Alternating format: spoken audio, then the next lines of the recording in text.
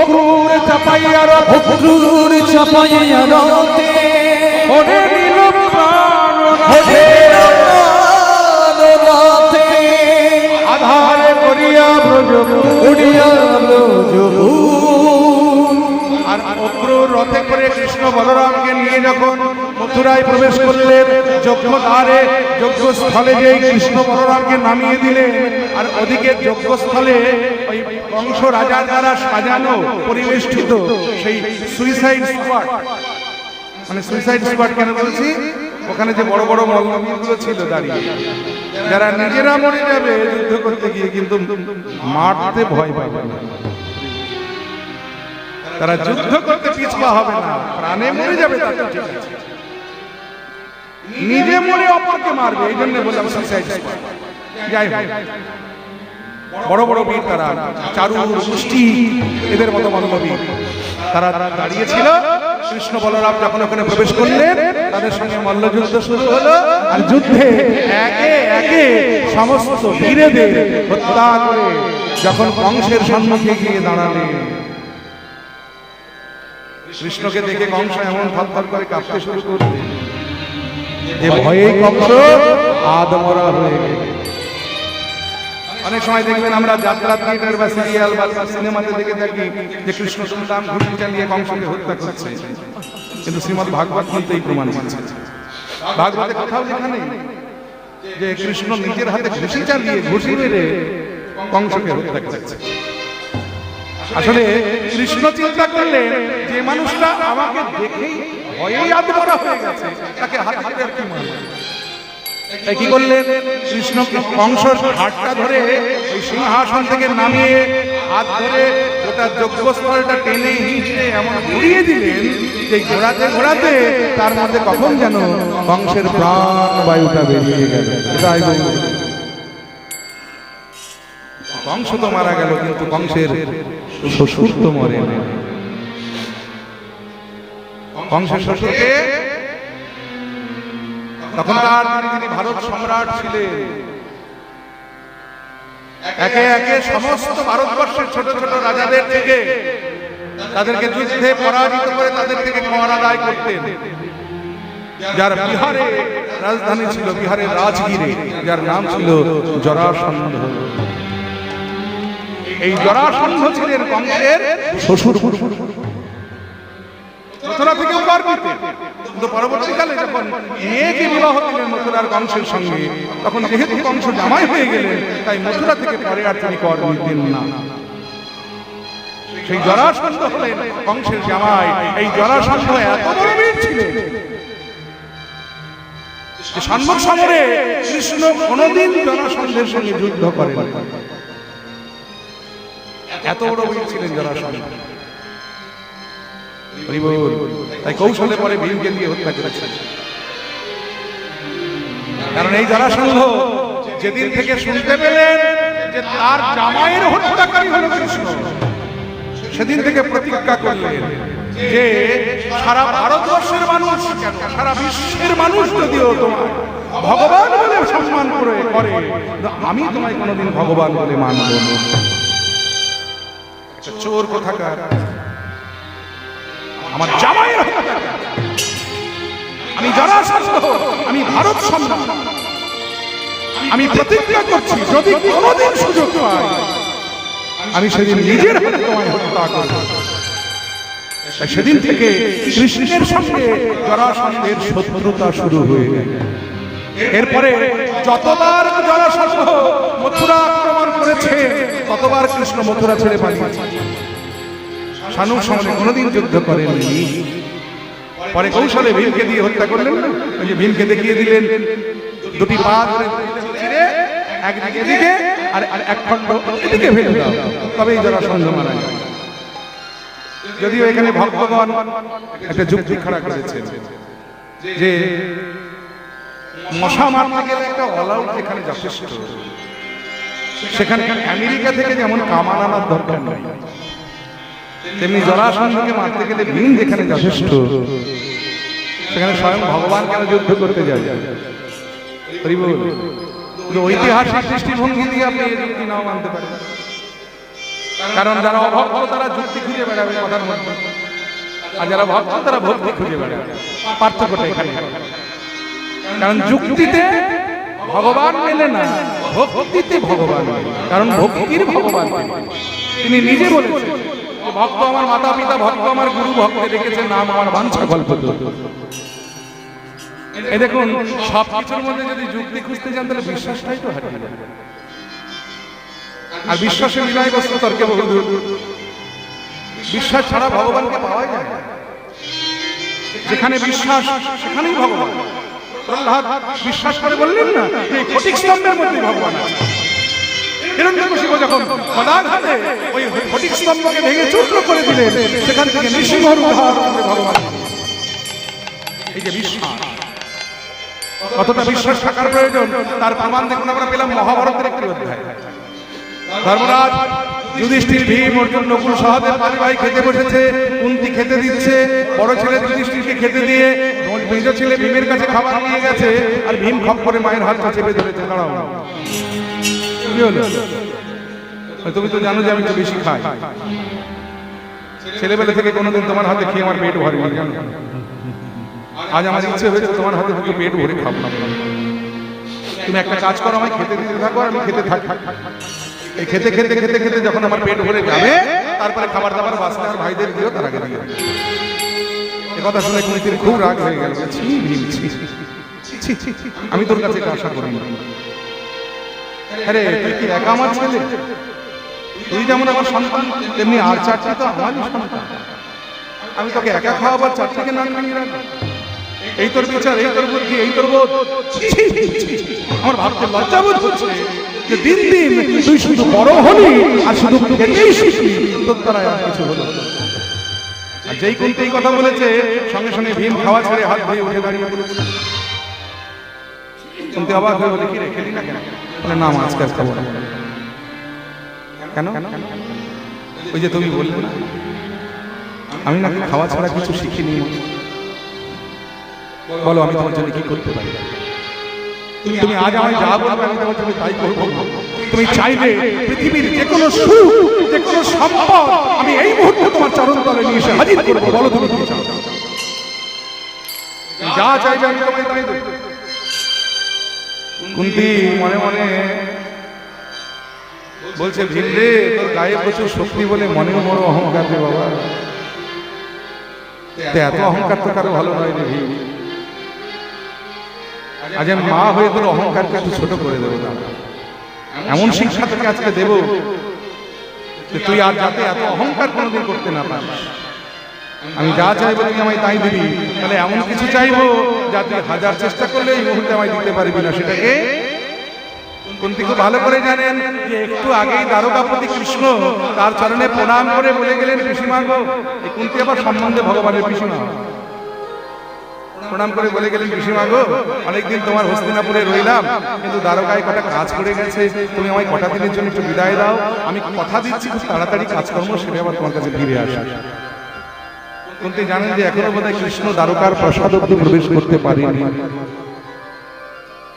ভীমের সামনে দাঁড়িয়ে বলেন, বাবা ভীম, বলো মা, আমি যা চাইবো তাই দিবি? বলে, হ্যাঁ।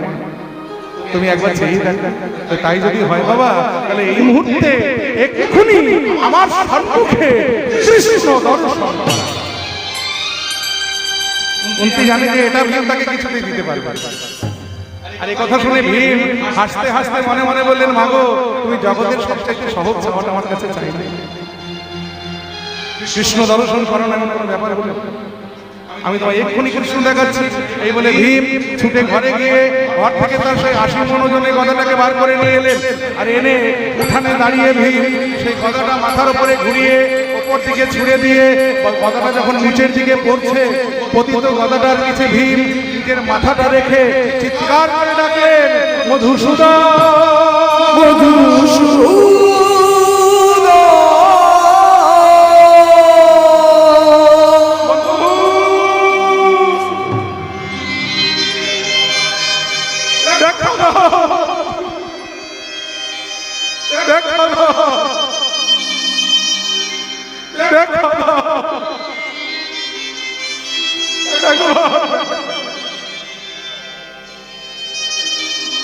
ভগবান সবে দ্বারকার প্রসাদে প্রবেশ করতে যাবেন। রুক্মিণী সত্যভামা জাম্বুবতী সোনার পাত্রে জল এনেছে, ভগবানের চরণ ধোয়াবে বলে ভগবান বলে দাঁড়াও দাঁড়াও সত্যভামা, আর চরণ ধুইয়ে কাজে নেই। বলে কেন প্রভু? আমায় যে এক্ষুনি আবার হস্তিনাপুর যেতে হবে।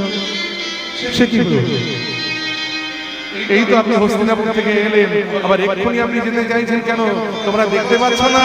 ওই যে দেখো মধ্যম পাণ্ডব ভীম নিজের হাতে বিপদ সৃষ্টি করে আমার শরণাপন্ন হয়েছে। আমি যে বিপদ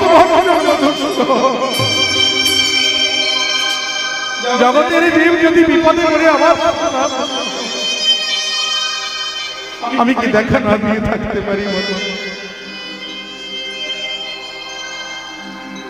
ভগবান ছুটতে ছুটতে হস্তিনাপুরে এসে ভীমের মাথার উপরে পতিত সেই কথাটাকে হাত দিয়ে ধরে বলে, দাঁড়াও ভীম, এ তুমি কি করছো? তুমি যদি মরে যাও আমি ধর্মরাজ্য স্থাপন করবো কি করে? তুমি যদি মরে যাও দুর্যোধনের অনুভঙ্গ করবে কে? তুমি যদি মরে যাও দুঃশাসনকে শাস্তি দেবে কে? তুমি মরো না, তুমি মরো না।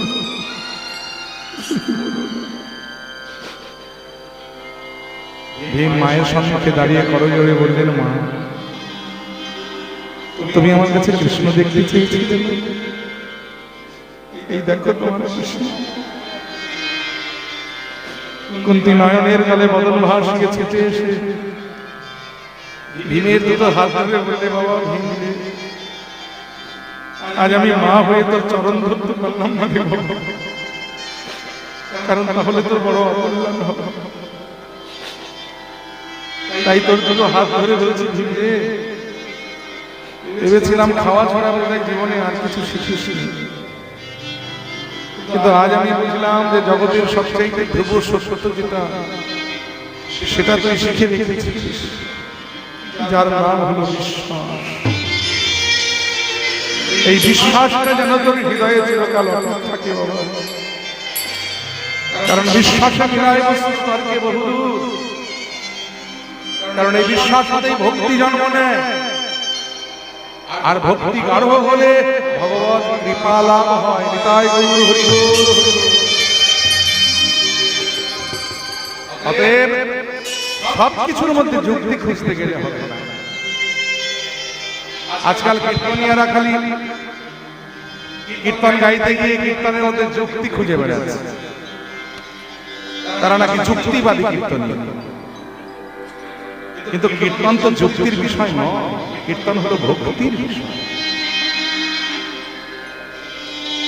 ভক্ত ছাড়া ভগবানের মূল্য কে বুঝবে? যাদের হৃদয়ে বিশ্বাসটাই নাই, তারা ভগবানকে কেমন করে ভালোবাসবে? ভগবানকে ভালোবাসতে গেলে আগে হৃদয়ে বিশ্বাসটা থাকা দরকার। অত যুক্তি দিয়ে ভগবানকে পাওয়া যায় না। তাহলে আমরা যেহেতু ভক্ত, আমরা ভক্তি দিয়েই ভগবানকে আমরা বিশ্বাস করব। তাই আমরা মেনে নেব যে মশা মারতে গেলে যেমন একটা অল আউট যথেষ্ট, আমেরিকা থেকে কামান আনার দরকার নেই, তেমনি জরাসন্ধকে মারতে ভীম যেখানে যথেষ্ট, সেখানে ভগবান কেন যুদ্ধ করতে যাবে? যাই, তাহলে যেহেতু জরাসন্ধ এখনো বেঁচে আছে, জরাসন্ধ মরে নাই, তাই মথুরা এখনো সুরক্ষিত নয়। তাই নন্দ মহারাজকে ডেকে বললেন, পিতা, আমার এখন আর বৃন্দাবনে যাওয়া হবে না, আপনি আমার বন্ধুদের নিয়ে বৃন্দাবনে ফিরে যান। এই মথুরা যতদিন বিপদ মুক্ত না হচ্ছে, যতদিন এই ভারতবর্ষের অসুস্থ রাজনীতি সুস্থ না হচ্ছে, ততদিন আমার আর বৃন্দাবনে ফিরে যাওয়া হবে না।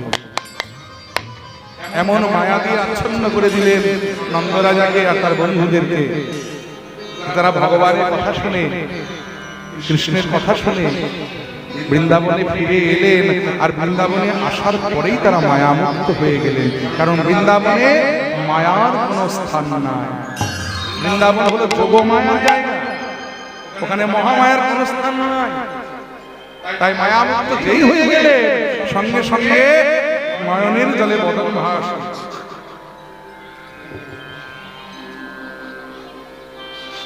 নয়নের জলে বদন ভাস। নন্দ মহারাজ কেঁদে কেঁদে বেড়াচ্ছেন ব্রজবাসীদের দ্বারে দ্বারে। নন্দ মহারাজ গোবিন্দ রাখি মধুপুরে, রাখি মধুপুরে, ব্রজবাসীর দ্বারে দ্বারে কেঁদে কেঁদে বলে ওগো ব্রজবাসী, তোমাদের ঘরে কি আমার গোপাল, তোমাদের ঘরে কি আমার গোপাল এসেছে।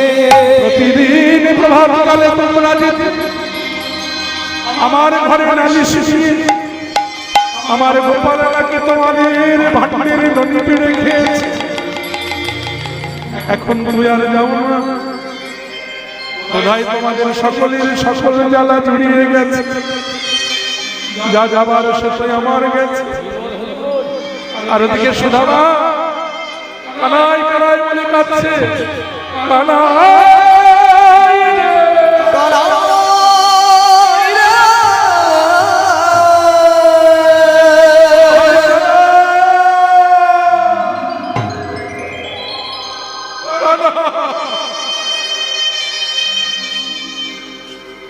মথুরা থেকে যদি একটি গরু ছুটে আসছে,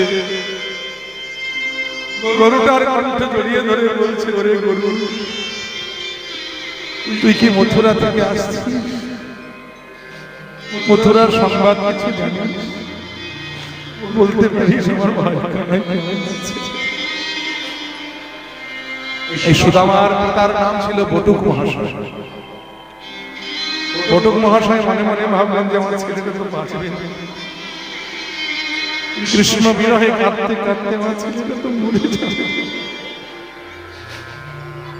আমি পিতা হয়ে কেমন করে চোখের সামনে আমার ছেলেটাকে তিল তিল করে মরে যেতে দেখব? এটাকে নিহিত করতে হবে, ছেলেটাকে বাঁচাতে হবে। অনেক খবর নিয়ে অবশেষে বটুক মহাশয় জানতে পারলেন যে বসুদেব কৃষ্ণ আর বলরামকে লেখাপড়া শেখাবার জন্য শান্তিপুনি মুনির বিশ্ববিদ্যালয়ে ভর্তি করে দিয়েছে। এই শান্তিপুনি মুনির বিশ্ববিদ্যালয় হলো ওয়ার্ল্ডের মধ্যে ফার্স্ট, মানে প্রথম বিশ্ববিদ্যালয় যেখানে কৃষ্ণ বলরাম সুদামা পড়াশোনা করেছিলেন। এটা কোথায় অবস্থিত জানেন? বর্তমানে মধ্যপ্রদেশের অন্তর্গত ইন্দোর থেকে প্রায় 50 কিলোমিটার দূরে উজ্জয়িনী বলে একটি শহর।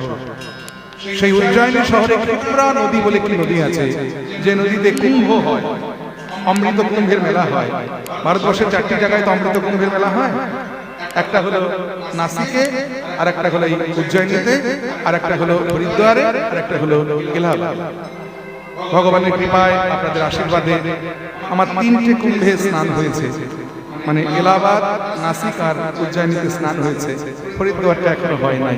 আশীর্বাদ রাখবেন যেন এরপরে যখন হরিদ্বারে কুম্ভ হবে আমি যেন ওখানে একটা ডুব দিয়ে আসতে পারি। নিতাই গৌর হরি কৃষ্ণ। যাই হোক, সেই উজ্জয়িনীতে ক্ষিপ্রা নদীর তীরে, ওটা চলতি ভাষায় অনেকে ওই নদীটাকে শিপ্রা বলে, কিন্তু উচ্চারণ করে ক্ষিপ্রা। ক্ষিপ্রা নদীর তীরে ওই শান্তিপুনি মুনির বিশ্ববিদ্যালয়। একটু আসতে গো মায়েরা, এত চেঁচামেচি কেন হচ্ছে? আপনারা যদি নিজেরাই এত কথা বলেন তাহলে আমার কথাগুলো শুনবেন কখন?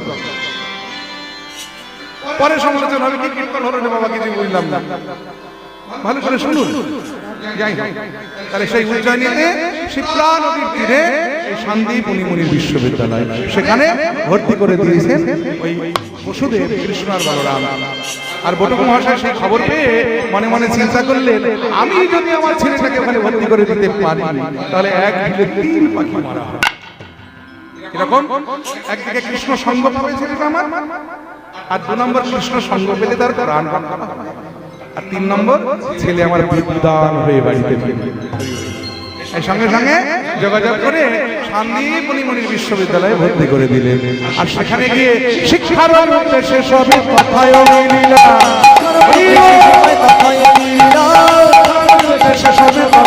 মিলিলে উদ্দেশ্যে সবাই কথায় মিলিলা বহুদিন পরে কত আনন্দ বহুদিন মনে কত আনন্দ বাড়িলা বহুদিন পরে কত আনন্দ বাড়িলা মনে কত আনন্দ বাড়িলা সুদামারে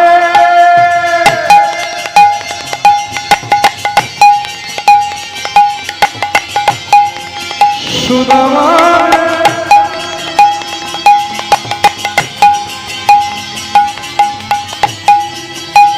আনন্দ ধরে না আনন্দ ধরে না আনন্দ ধরে না আনন্দ ধরে না সুদামারে দেখে কৃষ্ণের আনন্দ ধরে না সুদামারে দেখে কৃষ্ণের আনন্দ ধরে না এই সুদামা, কতদিন পরে তোকে দেখলাম কাছে আয় ভাই, ভালো আছিস তো?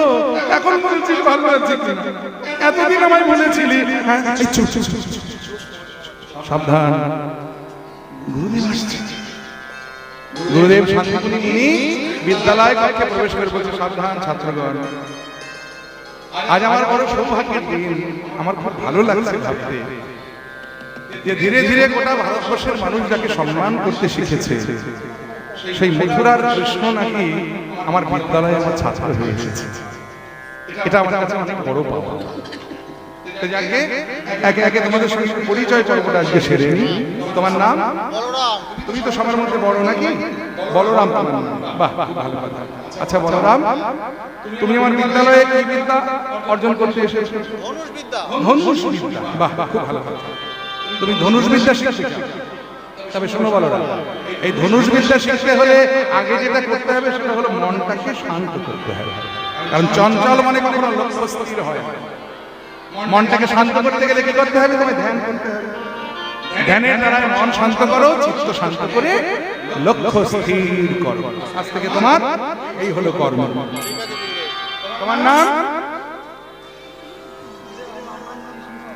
হ্যাঁ, ধরে বলো, শুনতে পাচ্ছি।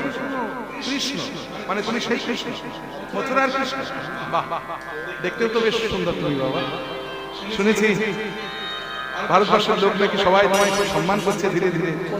আমার খুব আনন্দ হচ্ছে যে তুমি আমার বিদ্যালয়ে আমার ছাত্র হয়ে এসেছো। এরকম ছাত্র আমি পেয়েছি, এটা আমার কাছে আনন্দের বিষয়। যাকে বাবা, তুমি আমার বিদ্যালয়ে কি শিক্ষা অর্জন করতে এসেছো? ওরে বাবা, সাংঘাতিক ছাত্র রে বাবা, জীবনে এরকম ছাত্র তো পাইনি। জিজ্ঞেস করছে, গুরুদেব আপনার বিদ্যালয়ে কত ধরনের শিক্ষা দান করা হয়? চিন্তা করুন বাবা, আমার বিদ্যালয়ে 64 প্রকারের শিক্ষা দান করা হয়। হ্যাঁ, কি শিখবে? 64 বিদ্যা শিখবে। বসো বসো বসো বসো। জীবনে প্রচুর ছাত্র পেয়েছি, এরকম ছাত্র পাইনি। 64 বিদ্যা আমার কাছে শিখতে এসেছে। চিন্তা করুন ভক্তমণ্ডলী, ভক্তিমতী মায়েরা, আমরা সবাই জানি যে কৃষ্ণ মাঠে মাঠে ঘুরে ঘুরে ধেই ধেই করে গরু চড়িয়ে বেরিয়েছে আর অলিগলিতে প্রেম করে বেরিয়েছে। কিন্তু প্রেম যখন কৃষ্ণ করেছে তখন জগতের সর্বশ্রেষ্ঠ প্রেম করেছে। আর যখন লেখাপড়া করেছে তখন শান্তিপুনি মুনির বিশ্ববিদ্যালয়ে গিয়ে 64টা বিষয়ে এমএ পাশ করেছে। কেউ 4টে করে দেখা আজকের দিনে কেউ 4টে করে দেখা বলে প্রেম করতে গেলে দেখবেন লেখাপড়া না করতে। তেমনি কৃষ্ণ প্রেম যখন করেছেন তখন জগতের সর্বশ্রেষ্ঠ প্রেম। আর যখন পড়াশোনা করেছেন তখন একটা দুটো বিষয় নয়, 64টা বিষয়ে তিনি শিক্ষা অর্জন করেছেন। 64 বিদ্যায় তিনি শিক্ষিত। কৃষ্ণের চরিত্র নিয়ে কথা বলাটা ঠিক নয়। কৃষ্ণের চরিত্র নিয়ে কথা বলতে গেলে কৃষ্ণকে নিয়ে স্টাডি করতে হয়, কৃষ্ণকে নিয়ে পড়াশোনা করতে হয়। আর কৃষ্ণকে নিয়ে পড়াশোনা করতে গেলে সবচাইতে প্রামাণ্য গ্রন্থ হলো শ্রীমদ্ ভাগবত। ভাগবতে যদি কারোর জ্ঞান না থাকে তাহলে কৃষ্ণ তত্ত্ব আলোচনা করা সম্ভব নয়। ওই বাজারের কেনা চটি বই পড়ে কৃষ্ণকে নিয়ে বিশ্লেষণ করলে চলবে না। এটাই গৌর হরি। যাই হোক, এই জন্য ব্যাসদেব এত গ্রন্থ লিখেও কিন্তু শান্তি পেয়েছিলেন না মনে। যতদিন তার ওই 18 পুরাণের শ্রেষ্ঠ পুরাণ শ্রীমদ্ ভাগবত রচনা না। হরে কৃষ্ণ। যাই সেই কৃষ্ণচন্দ্র, শোনো বাবা, তুমি যদি আমার কাছে শিক্ষা 64টা নিতে পারো, আমার দিতে কিন্তু কোনো অসুবিধা নেই।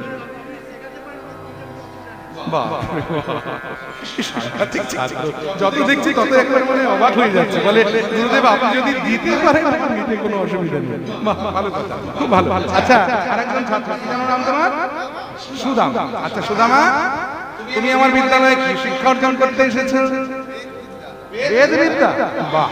শোনো সুদামা, আমি তোমার জাতের খবর নেব না, তুমি কোন জাতের তাও আমি জানার চেষ্টা করব না, কিন্তু এই বেদ বিদ্যা হলো শিক্ষার মধ্যে সর্বশ্রেষ্ঠ বিদ্যা। আর এই বেদ বিদ্যা শিখতে গেলে তোমায় যেটা করতে হবে সেটা হলো তোমায় ব্রহ্মজ্ঞানী হতে হবে। কারণ ব্রাহ্মণত্ব অর্জন না করলে বেদ বিদ্যা তোমার হৃদয়ে অবস্থান করবে না। কারণ বেদ কোনো গ্রন্থ নয়, বেদ হলো সাক্ষাৎ ঈশ্বর। এই জন্য আগেকার দিনে বেদ পড়ে মুখস্থ নয়, গুরু মুখে শুনে শুনে হৃদয়স্থ করতে হতো। কারণ এই জন্য বেদের এক নাম হলো শ্রুতি। তাই বেদ কোনো গ্রন্থ নয়, বেদ হলো সাক্ষাৎ ঈশ্বর।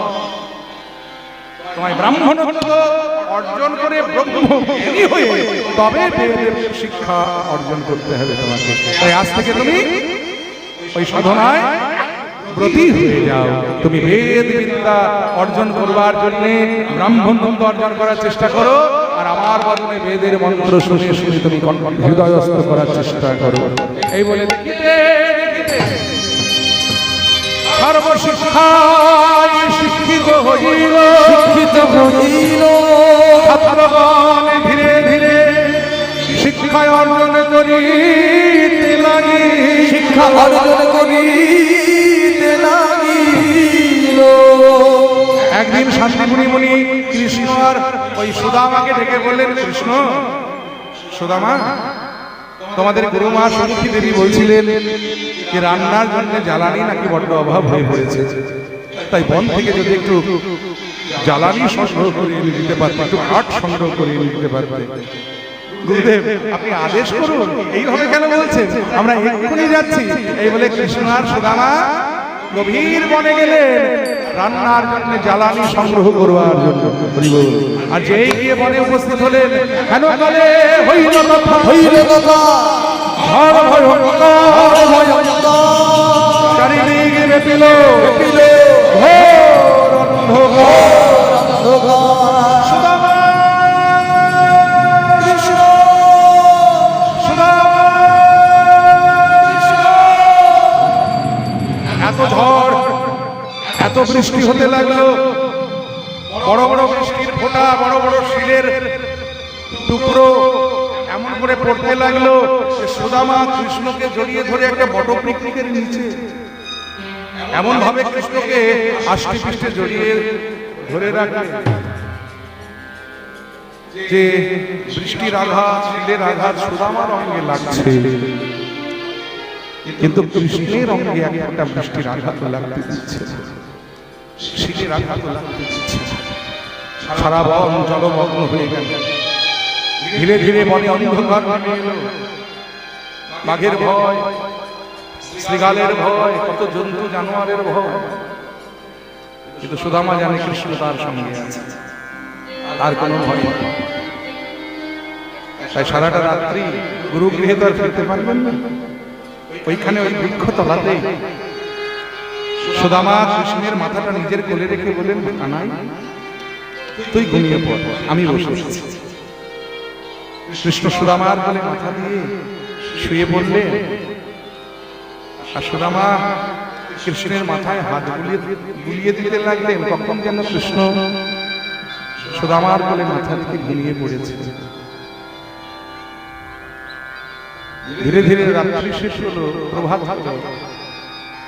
গুরুদেব শান্তিপুরী মুনি হন্তদন্ত হয়ে বনে প্রবেশ করে ছুটে ছুটে খুঁজে কৃষ্ণ, সুদামা কোথায় তোমরা?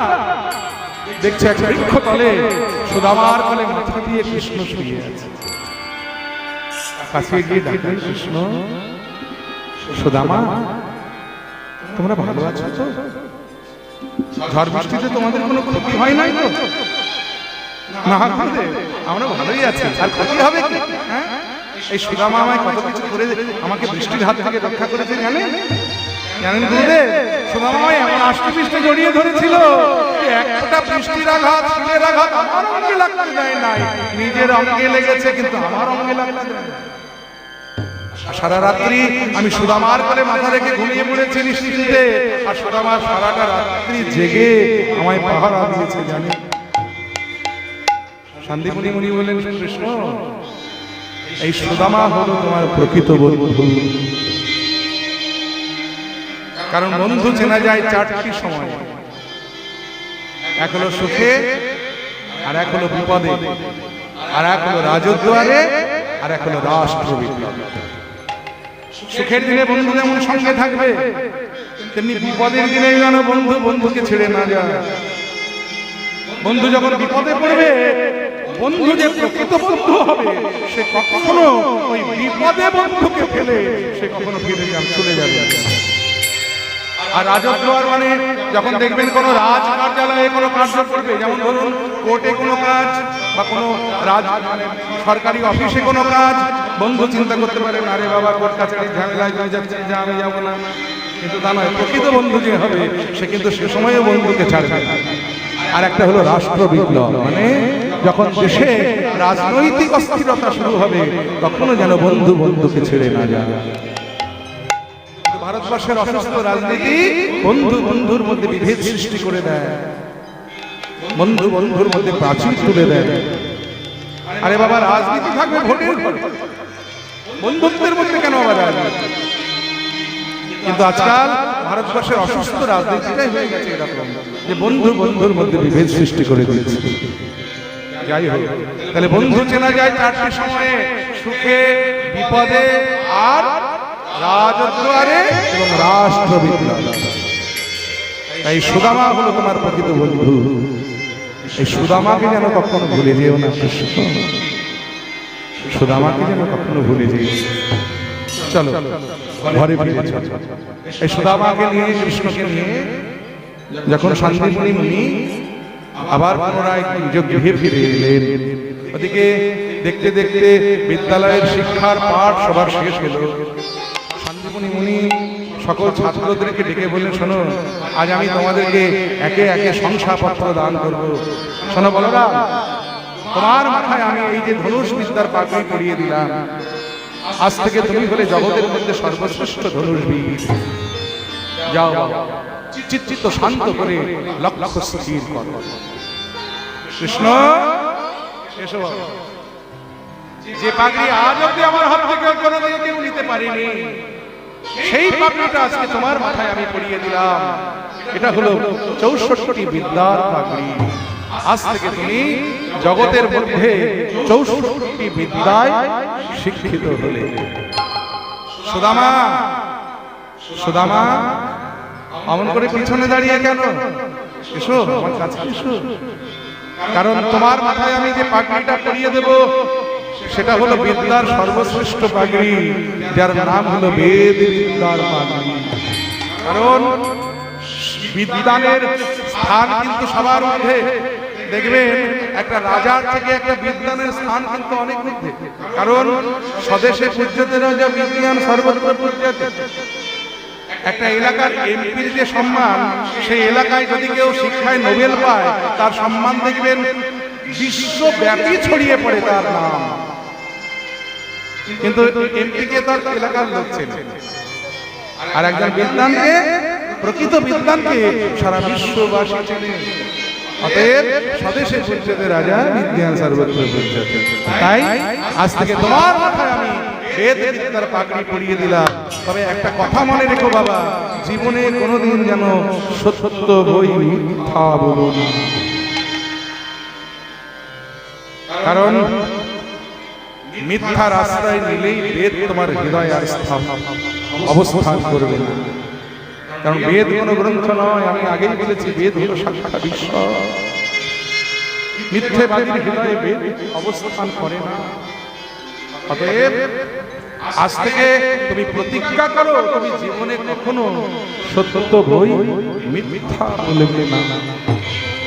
সুদামা গুরুদেবের চরণ স্পর্শ করে কথা দিলেন, গুরুদেব যতদিন এই পৃথিবীর বুকে আমি বেঁচে থাকবো, আমি আপনাকে কথা দিলাম, আমি সত্য বই মিথ্যা বলবো না।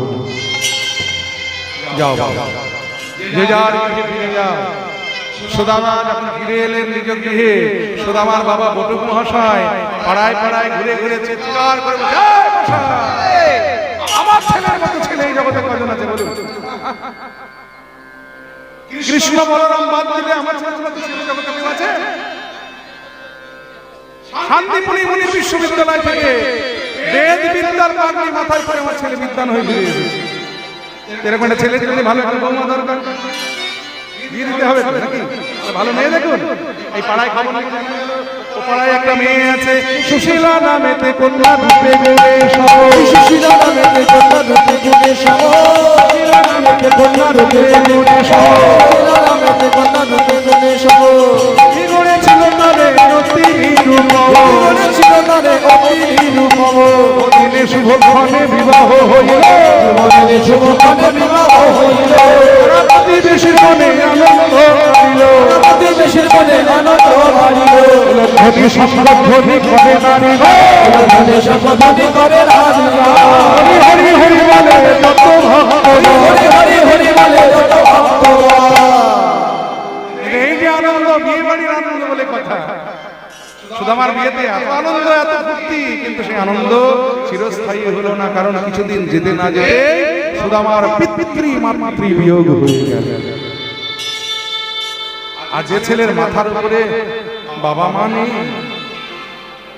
সেই ছেলে বুঝে যে বাবা মা না থাকার যন্ত্রণা কতটা। একে তো সত্যবাদী সুদামা, গুরুদেবকে কথা দিয়েছে জীবনে কোনোদিন মিথ্যা বলবে না। আর ওদিকে সুশীলার স্ত্রী সুদামার স্ত্রী সুশীলা সারা জীবন শিবের মাথায় জল ঢেলে প্রার্থনা করে এসেছে, হে শিব ঠাকুর, আমার সঙ্গে যার তুমি বিবাহ দেবে, আমার যে স্বামী হবে তার অট্টালিকা না থাক, তার ধন সম্পদ না থাক, সে যেন চির সত্যবাদী হয়। শিব ঠাকুর তার কথা রেখেছে। কিন্তু এতদিনে সুদামা বুঝতে পারলেন যে কত ধানে কত চাল, কারণ সংসার এমন একটা বিচিত্র জায়গা যেখানে বেঁচে থাকতে গেলে পদে পদে মিথ্যার আশ্রয় নিতে হয়। কিন্তু সুদামা প্রতিজ্ঞা করেছে গুরুদেবের চরণে যে সত্য বই মিথ্যা বলবে না। তাই পিতৃ সম্পদ যা কিছু ছিল সব প্রচরেরা ঠকিয়ে নিতে নিতে সুদামা ধীরে ধীরে পথের ধারে এসে ঠেকেছে।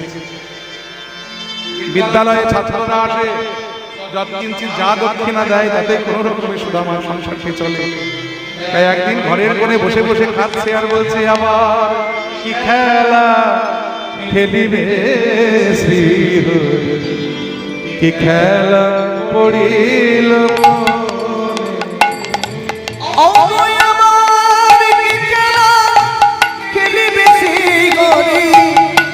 খেলা পড়িল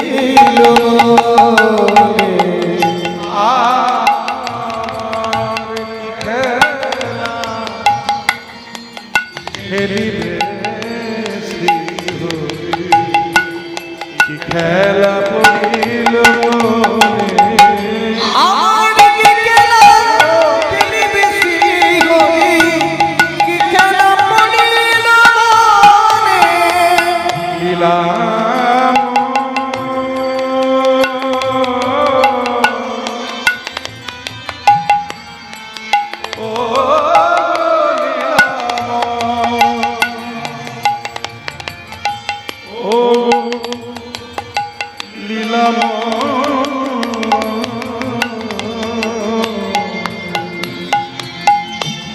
লীলা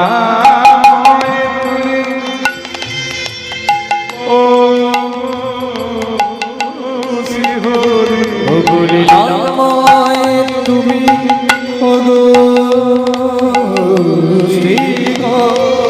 লীলা বুঝিব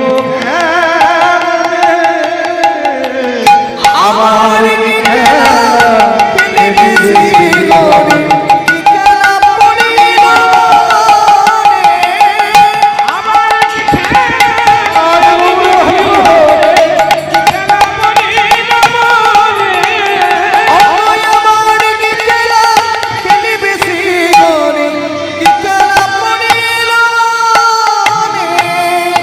সুতা ধরে তুমি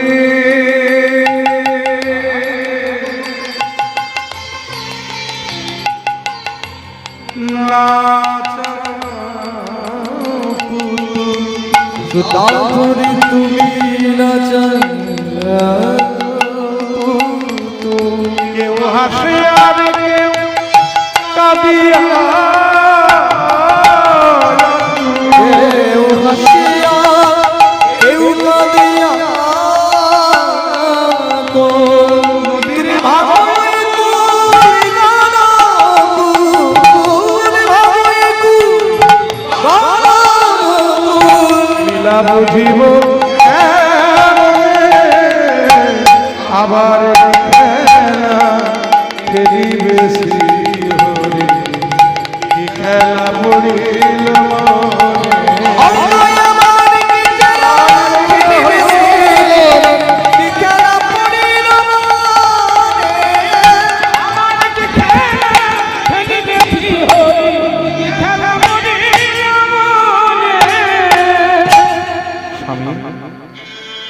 স্বামী আপনার এই দুঃখ আপনার এই বেদনা যে আমি আর সইতে পারছি না। একটা কথা বলবো? হ্যাঁ বলো সুশীলা। শুনেছি কৃষ্ণ নাকি আপনার বন্ধু, শুনেছি সে নাকি এখন দ্বারকায় রাজা হয়েছে। আপনি তো একবার কৃষ্ণের সম্মুখে গিয়ে দাঁড়ালেই পারে। সুশীলা, আমি সারাটা জীবনটাকে শুধু দিতেই শিখেছি, আমি তার কাছ থেকে কোনোদিন কিছু নিতে শিখিনি। আপনি ভুল করছেন স্বামী। আপনি যদি ভেবে থাকেন যে আমি আপনাকে কৃষ্ণের কাছে হাত পেতে কিছু আনতে যেতে বলছি, তাহলে ভুল করছেন। আমি আসলে যেতে বলছি কেন, কারণ শুনেছি কৃষ্ণ নাকি বড় সূক্ষ্ম, তাই তাকে দেখলে যদি আপনার অন্তরের সুখ হয়। এ কথা কিন্তু তুমি ঠিক বলেছো, কারণ কৃষ্ণকে দেখলে আমার এত সুখ হয়, এত আনন্দ হয় যে আমি জগতের সব দুঃখ ভুলে যাই। কিন্তু গিন্নি, বন্ধু যদি বন্ধুর বাড়িতে মাঝে মাঝে যায়, খালি হাতে গেলেও চলে, কিন্তু বন্ধু যদি বন্ধুর বাড়িতে অনেকদিন পরে একবার যায়, হাতে করে কিছু না নিয়ে গেলে কি হয়? কিন্তু আমি যে কৃষ্ণের কাছে যাব, আমার ঘরে তো কৃষ্ণকে দেবার মতো তেমন কিছুই না। তাই তুমি যদি যদি কিছু এনে দিতে পারো উপহার, যদি কিছু এনে দিতে পারো উপহার, আমি তবে সে তারনায় আমি করিব অবতারে সে তারকায় আমি করিব। আর এই কথা শুনে সুদামা কি করেছে? এই সুদামা স্ত্রী সুশীলা কি করেছে? ভিক্ষার ঝোলাটা কাঁধে দিয়ে গ্রামের মাঝখানে এসে দাঁড়িয়েছে, চারদিকে চারখানা পাড়া, মাঝখানে এসে দাঁড়িয়ে বলছে, আমায় ভিক্ষা দাও গো নগরবাসী, ভিক্ষা দাও আমার ভিক্ষা দাও নগরবাসী, ভিক্ষা দাও আমায় ভিক্ষা দাও গো নগরবাসী, ভিক্ষা দাও আমার ভিক্ষা দাও নগরবাসী, ভিক্ষা দাও। ভালো করে দেখুন কে ওটা? মানে বেদবিদ্যার পণ্ডিত সুদামা, সত্যবাদী সুদামা, তার স্ত্রী সুশীলা। কিছু বলবো? বলি নাকি? সুযোগ যখন পেয়েছি ছেড়ে দেবো। বলি ও সুদামার বউ, এই যে ও সুদামার বউ, আমরা মিথ্যে কথা বলি বলে তো আমাদের এত পদে পদে দোষ, আমাদের নাকি দেখতে পারো না। এই মিথ্যেবাদীদের ভিক্ষা নিতে ভালো লাগবে তো? 5 টাকা জন্য কাকে কি বলছেন আপনি জানেন? আপনি ও বেদবিদ্যার পণ্ডিত সত্যবাদী সুদামার স্ত্রী সুশীলা। জীবনে কোনোদিন ওকে ভিক্ষায় আসতে দেখি, আজকে ভিক্ষায় এসেছে, নিশ্চয়ই কোনো কারণ আছে। একবার গিয়ে জিজ্ঞেস করি বলে তিনি কি বলছে, মা সুশীলা, তোমায় তো কোনোদিন ভিক্ষায় আসতে দেখি, আজ কেন ভিক্ষায় এসেছো? সুশীলা দেবী বলেন, আপনারা যদি ভেবে থাকেন যে আপনাদের ভিক্ষার দণ্ড নিয়ে গিয়ে আমরা আমাদের সেবায় লাগাবো, তাহলে ভুল করছি। আসলে আপনারা তো জানেন যে আমার স্বামীর বন্ধু হলো কৃষ্ণ, দ্বারকাপতি কৃষ্ণ। আমার স্বামী আজকে কৃষ্ণ দর্শনে দ্বারকা যাচ্ছে। তা আপনাদের তো অনেকের মনে অনেক বাসনা থাকে কৃষ্ণ সেবায় কিছু দেবার জন্য। যেহেতু দ্বারকা অনেক দূর, আপনারা যেতে পারেন না, দিতেও পারেন না, তাই সেইগুলো যদি আমার স্বামীর হাতে দিয়ে দেন, আমার স্বামী নিয়ে গিয়ে কৃষ্ণ সেবায় দান করে দেন। আর এই কথা শুনে 4 পাড়া থেকে 4 গোষ্ঠী চিড়া, এই যে চিড়ে ভিক্ষা এলো 4 পাড়া থেকে। কেউ দিলেন ধর্ম লাভের আশায়, কেউ দিলেন মোক্ষ লাভের আশায়, কেউ দিলেন অর্থ লাভের আশায়, কেউ দিলেন কামনা লাভের আশায়। কিন্তু শাস্ত্র বললেন আরেকটি কথা, কি কেউ যদি 4 পাড়া থেকে কেউ যদি না দিত কৃষ্ণ সেবায় কিছু, তাহলে গোটা পাড়াটা কৃষ্ণের রোষানলে একেবারে পুড়ে ছারখার হয়ে। যেহেতু এক এক পাড়া থেকে এক একজন অন্তত কৃষ্ণ সেবায় কিছু দিয়েছে, তাই তার শক্তিতে ওই গোটা পাড়াটা কৃষ্ণের রোষানল থেকে রক্ষা পেল। এই জন্য প্রবাদে বলে দেখবেন, কোন গ্রামে কোন এলাকায় যদি একজন কৃষ্ণ ভক্ত থাকে, তাহলে তার শক্তিতে গোটা এলাকাটা উদ্ধার হয়ে যায়। এই সঙ্গে সঙ্গে ভিক্ষার ওই 4 মুষ্টি চিড়া এনে সুশীলা দেবী অমনি সুদামার আঁচলে উনি বেঁধে দিলেন। আর সুদামা সেই চিড়ের পুটলিটা কাঁধে করে নিয়ে, এখন কারো ওঠার দরকার নেই, হ্যাঁ কেউ উঠবেন না, তাহলে আসলে নষ্ট হবে। এই চিড়ের পুটলিটা কাঁধে নিয়ে অমনি সুদামা চলেছে। কাহা মেরো ভাইয়া দেখা দে রে, কাহা মেরো ভাইয়া দেখা দে রে, কাহা মেরো ভাইয়া দেখা দে রে ভাই,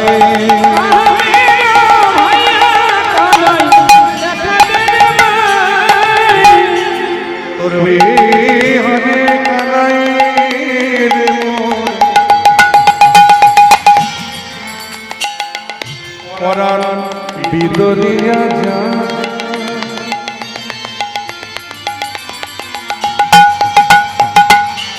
দেখা দে রে ভাই।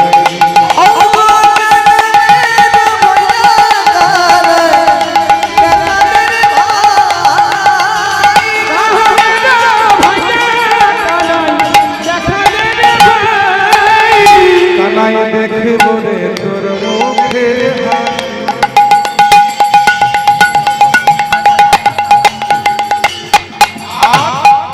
শুনব রে তোর মোহন বাসি, দেখব রে তোর মুখের হাসি, শুনব রে তোর মন বাসি। কানাই দেখব রে তোর মুখের হাসি,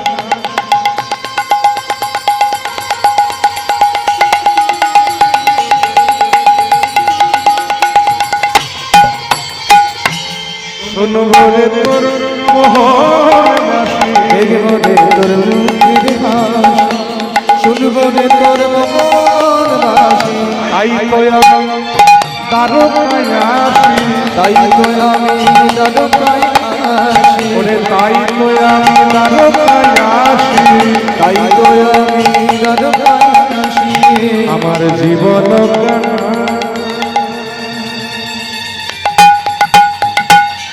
দেখা দে রে ভাই।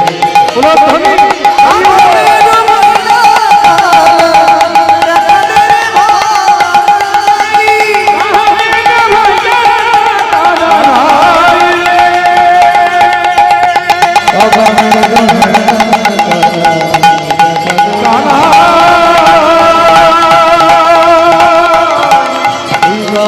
কানাই রে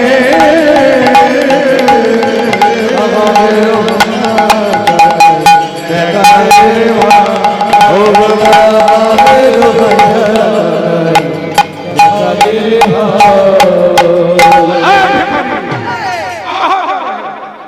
अंदर में क्यों? हमारा दोस्त है, तुम्हारा दोस्त भिखारी का दोस्त, राज प्रसाद में कौन है तुम्हारा दोस्त? वो जो तुम्हारा राजा है ना, तो कृष्ण हमारा दोस्त है। भिखारी बंधु ना हमारे राजा, এটা মেনে নিতে হবে। তোমাদের বিশ্বাস হচ্ছে না? যদি বিশ্বাস না হয় একবার গিয়ে তার কাছে শুনিয়ে শোনা, বলো যে তার বন্ধু সুদামা এসেছে তার সঙ্গে দেখা করতে। ওকে ধরে রাখ বেটা, ওকে ধরে রাখ, কিছুতেই যেন যেতে না পারে। আসুন। আমি ভিতরে গিয়ে শুনে আসি, যদিও মিথ্যা কথা বলে না, তাহলে বেটাকে এমন শাস্তি দেব যে সারা জীবন জেলের ঘানি টাঙিয়ে ছাড়বে। অন্দরমহলে গিয়ে মহারাজ কৃষ্ণচন্দ্রের জয় হোক। কি খবর এনেছো দাঁড়ি? আগে মহারাজ এক ভিখারি এসে বলছে সে নাকি আপনার বন্ধু হয়। তার নাম কি? সুদামা। সুদামা যেই বলেছে অনন্ত পর্যন্তে কৃষ্ণ বসিয়া দিয়েছিল, কৃষ্ণ বসিয়া দিয়েছিল, আমার নাম শুনে ভাইয়া চলিল, আমার নাম শুনে ভাইয়া চলিল, সুদামা